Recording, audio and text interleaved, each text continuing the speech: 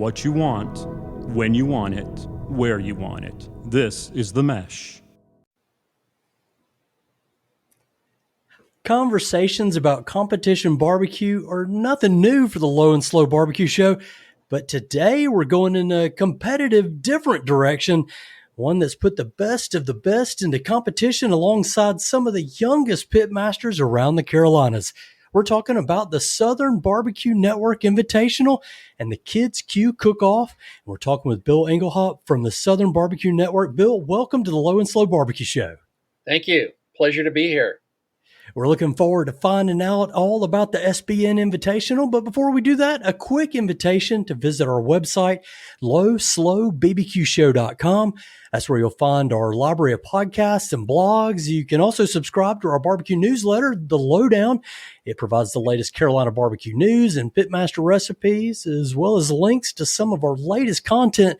All that delivered to your inbox on Tuesdays. And while you're at lowslowbbqshow.com, be sure to find our conversations with other Southern Barbecue Network pitmasters and event organizers like Bill Engelhop, who's going to tell us all about the Southern Barbecue Network Invitational. Bill, what is the SBN Invitational? What is it? When is it? And where is it going on? Sure.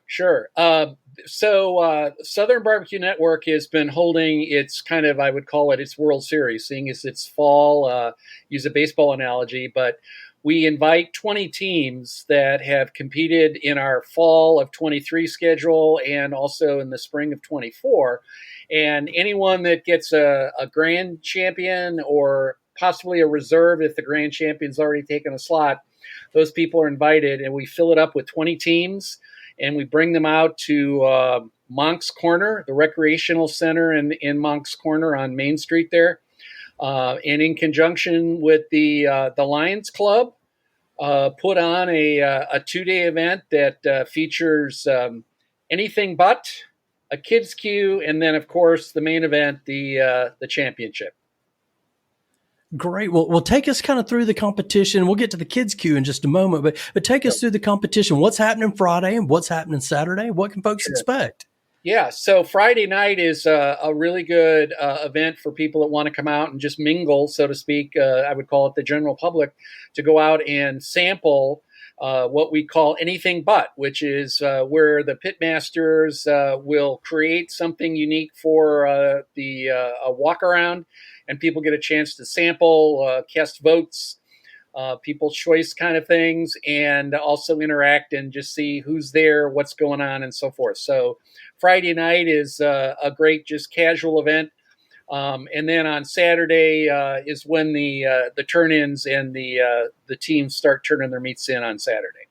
Okay. And take us through some of the categories that they're going to be competing in on Saturday. Sure. Well, this one is unique because most of our events probably do 2 meats, maybe 3. But this one really requires people to bring their best because they're cooking pork, they're cooking ribs, they're cooking chicken, and then a twist for a lot of them, they got to throw in some brisket as well. So this really, if you want to raise up to the top of this one, you really got to bring your A game across the board.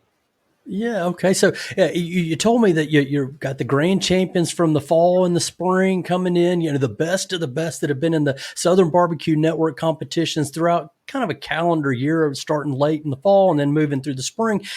How are these guys, how close are they in competition? And what I'm trying to find out is, how many points are separating each one of these guys? And then when we get to the big SBN Invitational, how close does that competition really get? Yeah, it can be. I mean, we do not, when we present scores, we can go out 4 and 5 digits past the decimal point. So wow. Some of these teams, are there by literally an eyelash, if you want to say it that. Is that tight? So the competition is really tight. And obviously, if a team already is accepted from a previous win, a Grand Champions one, it'll go down kind of in order. And so there may be some teams that get separated a little bit, but you're definitely bringing, a majority of the teams have won one or more of our events over the course of the year. So it's good competition. Okay, well, tell us about some of the pit masters who are going to be there. Who are some guys that we can expect to see, guys and gals and groups Yeah, that we can see at the competition? if you don't mind, let me read a couple off the list here Sure. in no order of importance and not necessarily reflecting scores or anything. And I will say these are people that have been invited, and we're still confirming the list. But Backdraft Barbecue, I think you've spoken with him already. Yep. Butts Are Us, the Ultimate Tailgaters. I know you talked with Chris a while ago. Vicious Pig, Yeah. In the Army, Fu Manchu, Q, the Omar Drifters, Smoking Gringos, Sweet Willie Tees, and probably another 6 or 7 more we're waiting on. So we've got a pretty good list. And if you follow the SBN ratings and things, you'll see these people are pretty much in the money one way or the other pretty much every week we run an event. Yeah, and of course the Ultimate Tailgaters, we know they've won the overall championship of the year a few times, real consecutively. But how many of the guys or guys and gals, or the teams, do you have competing year after year after year? How many of these folks did you see last year and the year before that? And how many of these guys are new to the competition for the SBN Yeah, Invitation? no, that's a good question, and I would say most of these people are kind of veterans on the circuit.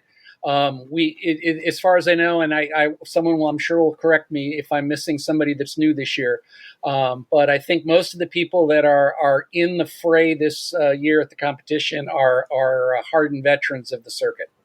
Yeah, so they know what to expect. And of course, you can get all the details there about the competition season and the events that are coming up at the website. That's sbbqn.com.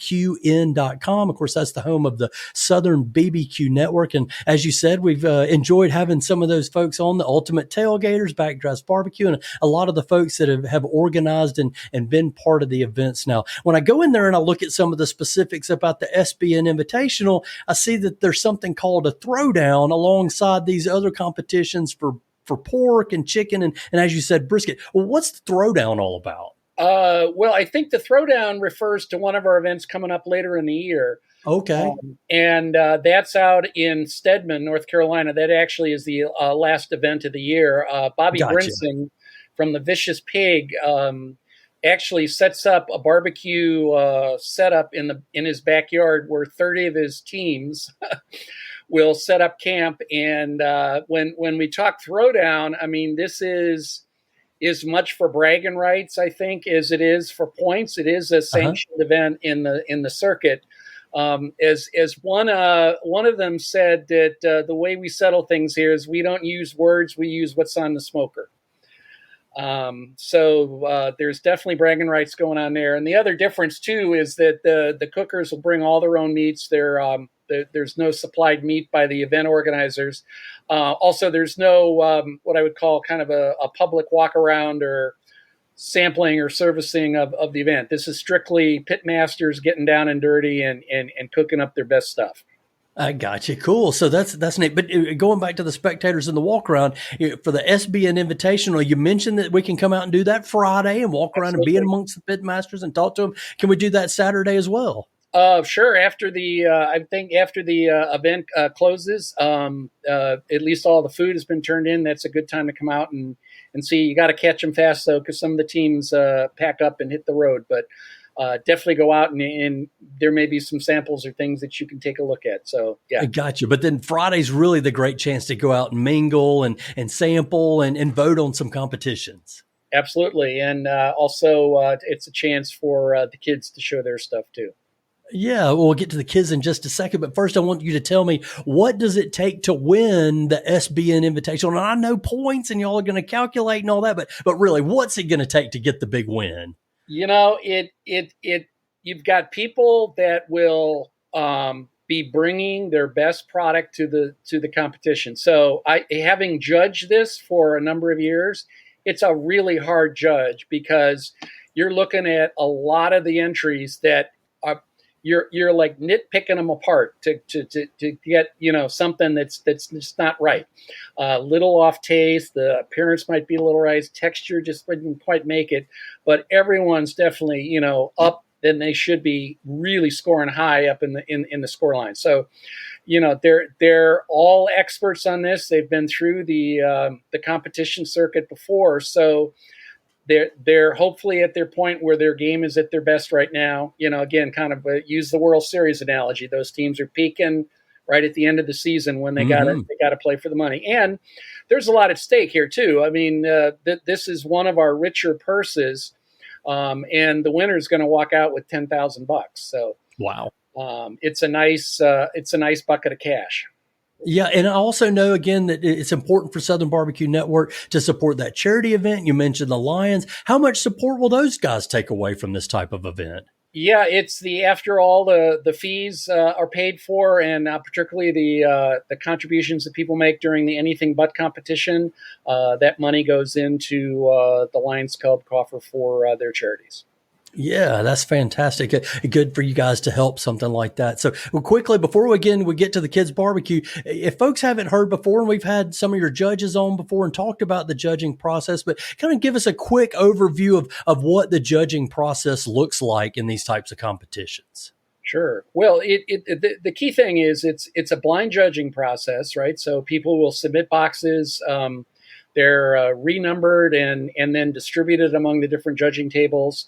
And the judges are scoring against the three categories that they are reviewing: appearance, taste, and texture. And they come up with a numerical score, and those get ground through the computer system, and they will end up with a score. Right. And you'll take a winner, the top guys from that. So, okay, let's talk about the kids. Tell me all about the Southern Barbecue Network Kids Barbecue. What's involved in that? Sure. Well, this is to me a fun thing, and it really is a way that we like to kind of help bring the up and coming grill masters, pit masters, whatever you want to call them, up and give them an opportunity. And I know a lot of them help their parents. A lot of them even may have part-time jobs in that area, but it's an opportunity for them to kind of show their stuff and win some great prizes. So what are they doing? What are they competing in? Are they out there smoking briskets? Because, I mean, I'm a grown-up and I don't know if I want to smoke a brisket. Sure. Like we all have that problem, right? So we have two categories for the kids.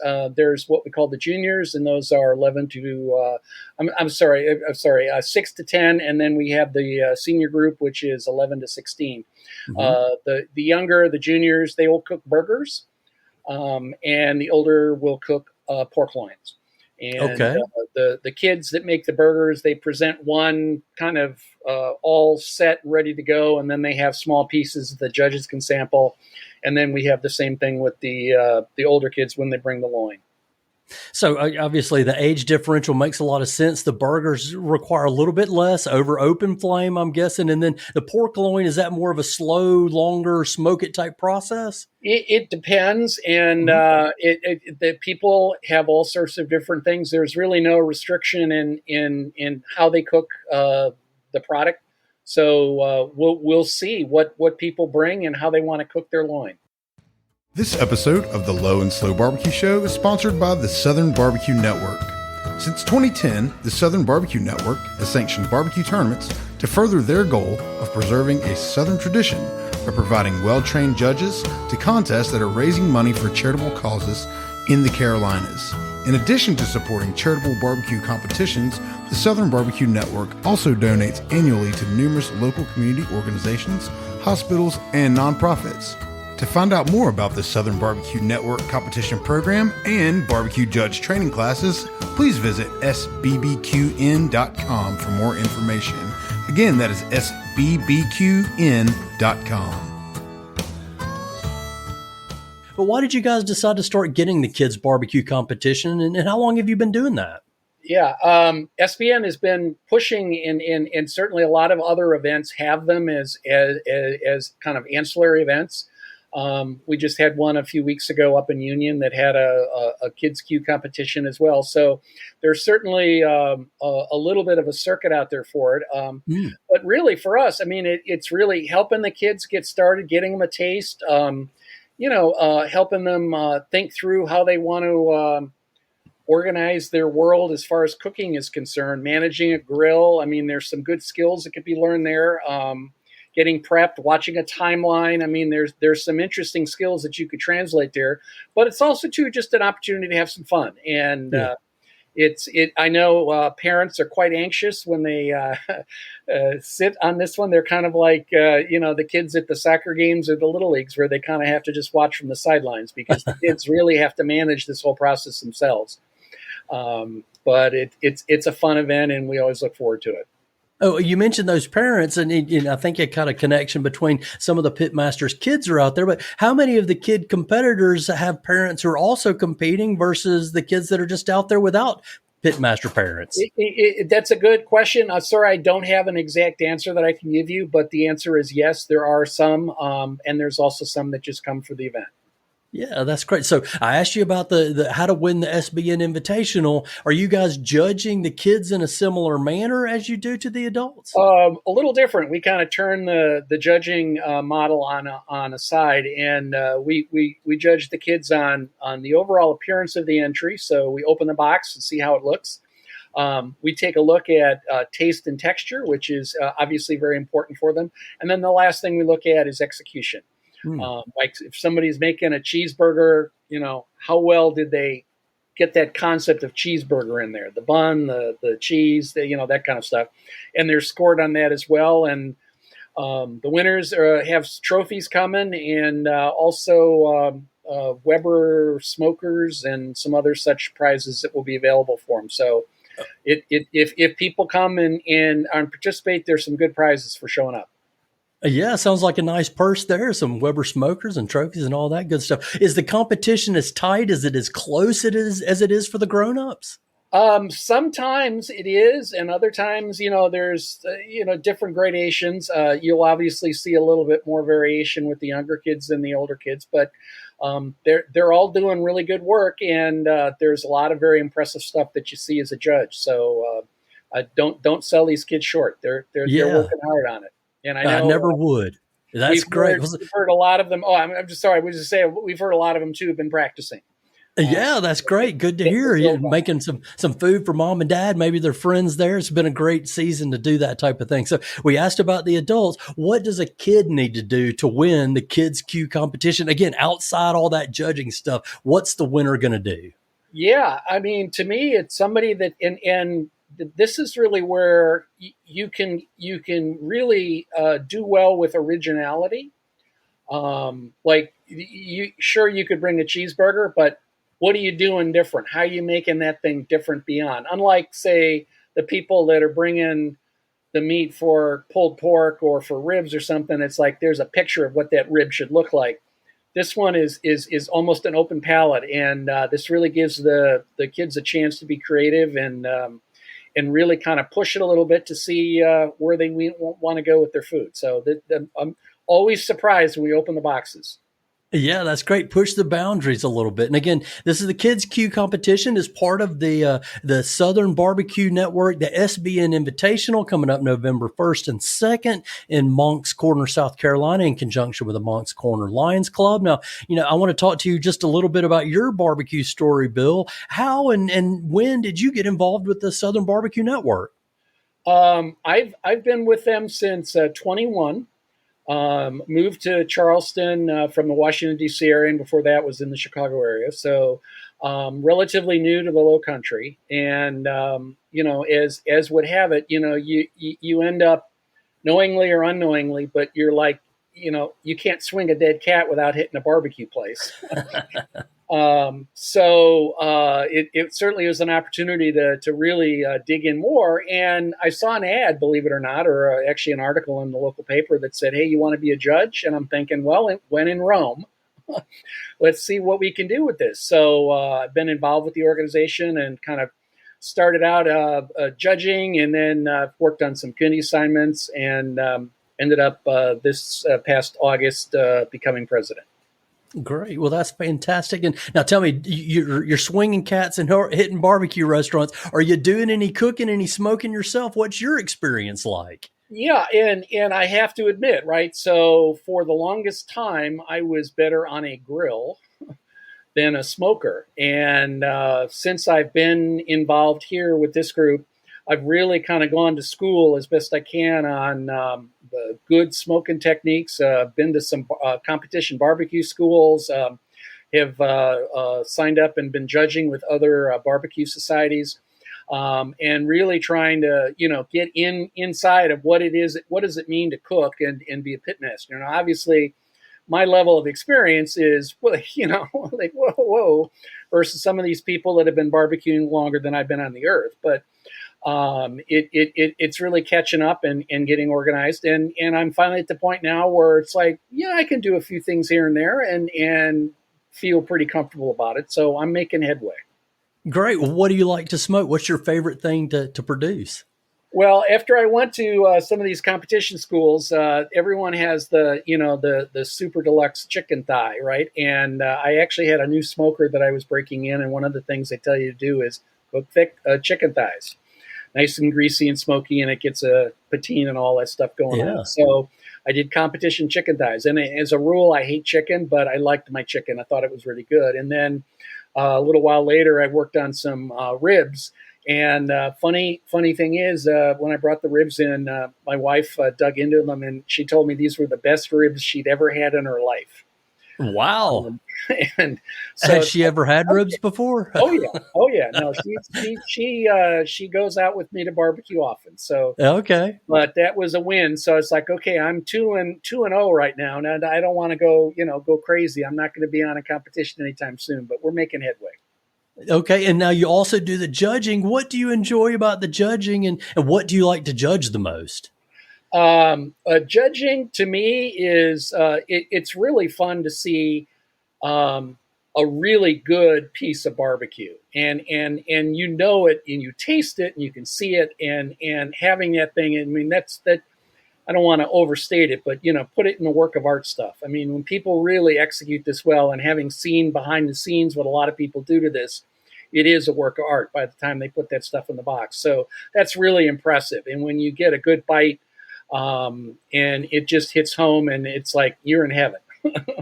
So I'm sure a lot of people are, right? So that to me is what I really enjoy. And then also too, just the whole social environment, great families. Of people, the barbecue family. Everyone always talks about the great barbecue family, but it's true, right? I mean, and in between different entries, you got time to kill, and people talk, and you get to know a lot of great people. So it's a great family to be with, and I really enjoy the experience. Yeah, definitely a barbecue community, whether you're lined up outside a restaurant meeting new friends, or you're working alongside other pit masters, or just kind of mingling like they'll do on November the 1st, the Friday night of SBN Invitational. So appreciate your time, Bill. A lot of great information here, and I'm going to jump into the Low and Slow Showdown in just a second. But before I do that, I want to give you one last chance. What do people need to know about the SBN Invitational? Why should we all come out to it November 1st and 2nd? This is the time to see your group of your best pitmasters competing, and you don't see a lot of that down in the Low Country, right? There are bigger events elsewhere, right? We can talk about the Jack, the Royal. I mean, you can go on and on to some of the bigger events, but this is a really good competition right here in the Low Country. So if you're in this end of the state, I definitely encourage people to come out.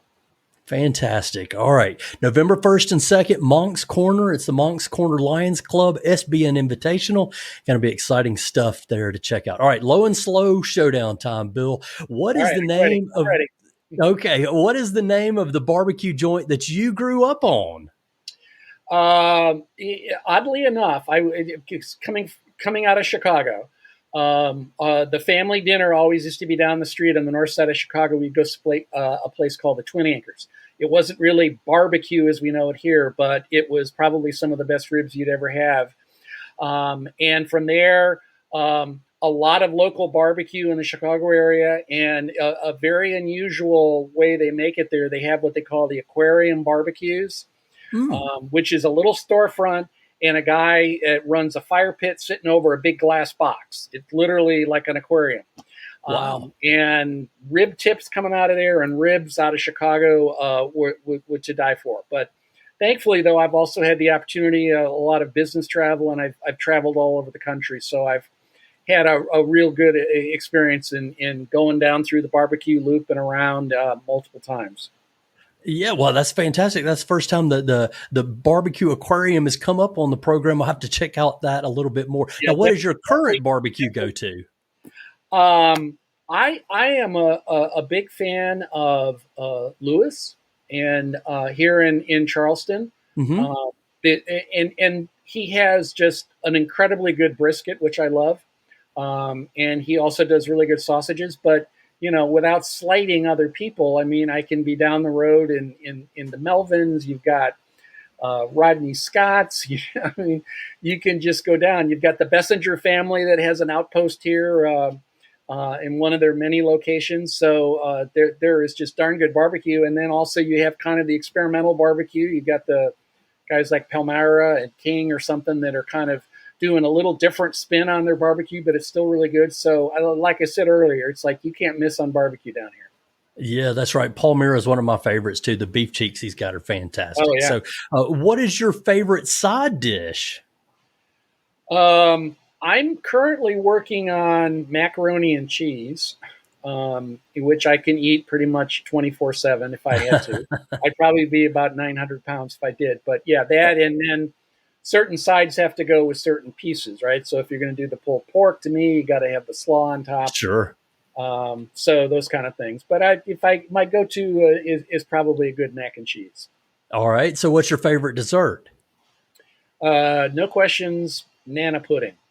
Nana pudding. That's always a winner. Okay. You mentioned that you've traveled around a good bit with a good start at Chicago. You got to DC. Now you're in South Carolina. What is the best state in these United States for barbecue? Well, I want to vote for South Carolina. And if I say anything more, I'm probably going to get myself in trouble. Particularly being a president of a South Carolina-based barbecue group. So we'll leave it at there, but I could go on off the record in a later time. South Carolina is the great answer, and the off-the-record answer we'll just assume is North Carolina. But what about the best barbecue style? Is it Eastern, or Western, the Lexington style, or is it the South Carolina mustard? Well, I'll take a pulled pork, and it's interesting. You don't see a lot of mustard-based Q in competition. For some reason, people kind of shy away from that. Mm-hmm. But from a personal side, yeah, definitely. And it was a long time ago. It was like introduced on one of my trips. Somebody took me to Piggy Park up in Columbia, where it was Mm-hmm. the first time I'd ever even heard of mustard-based sauce. But yeah, no, I don't mind mustard, but if I would have a style, I would say, let's go with Western North Carolina barbecue. Okay, so our Piedmont Lexington style. Good. So what about the sauce? Is the meat better with or without the sauce? Half and half. I will dab. And I always love to experiment when you go in these barbecue joints. They have the table full of like half a dozen bottles, and I'm like testing them all. Yeah, so I'll do that if I can. That sounds like a good barbecue judge. Now let's take it outside the barbecue world. What's your favorite non-barbecue meal? If I get a good piece of dead cow, like a steak, that to me wins. That wins the award most times. But since I can't afford that, I'm probably a good Italian pizza would be perfect. Fantastic. All right, back to barbecue. And this is our last and probably the most important one. Is barbecue a verb or a noun? We're going to call it a noun.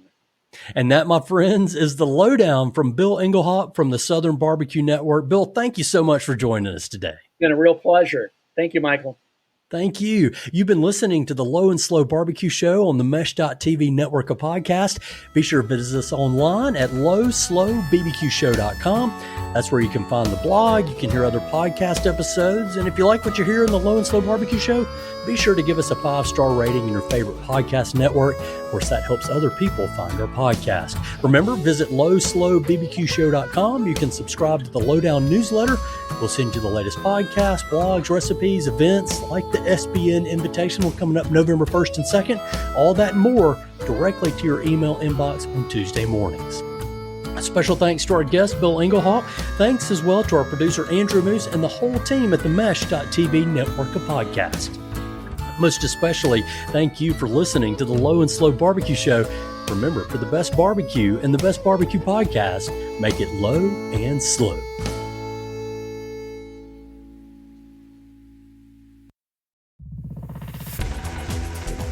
You've been listening to The Mesh, an online media network of shows and programs ranging from business to arts, sports to entertainment, music to community. All programs are available on the website as well as through iTunes and YouTube. Check us out online at themesh.tv. Discover other network shows and give us feedback on what you just heard.